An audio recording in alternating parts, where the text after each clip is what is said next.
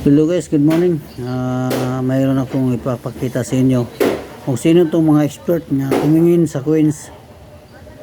Paano ko sa inyo kung totoo ba to, yun ba yung error.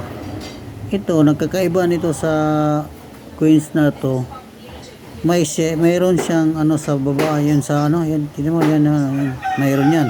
Pagdating sa kabila, wala sila dito. Ito, yung marking niya yan. Ito wala eh. Ganon din sa kabila eh. Yan na, mayroon siya. Ito mayroon. Dito wala. Yan ang nakakita ko guys. Nagkaiba sa 5 pesos. Ito rin o ito. Iba rin. Tingnan mo yung hugis niya. Hugis. Dito. Klaro siya dito. Yan ang palibot to. Kung napudpud siya. Pati ito mapudpud. Wala man ano. Ito lang napupurma na siya na ambihas na may factory defect yan sa piso yan yan o atong baliktarin ha, baliktarin natin parang ganon din, mayroon din siya dito yan o mayroon din siya dito may problema rin siya yan, baliktarin natin to to mabaliktarin natin ito. Ayan.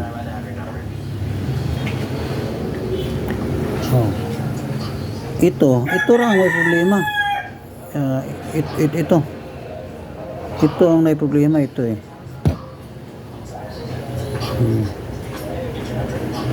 Ayan guys ha. Dito rin eh, mayroon rin dito pero di kayo. Nabaliktad na rin dati.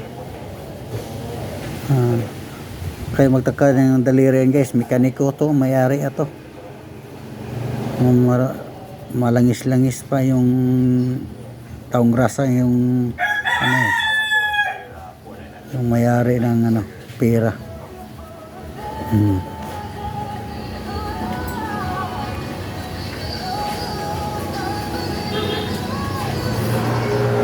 Yan ah. Tingnan mo, malinis sila dito. Wala siyang mark, Y mark. Ito, di mayroon eh. Yan o, yan o. Ayan. Ayan.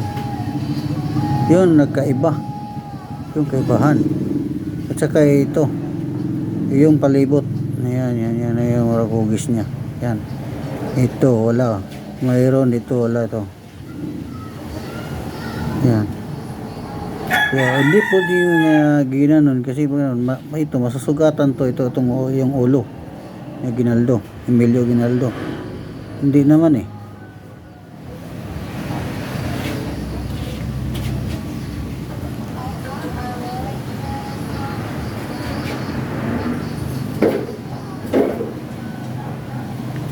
Okay.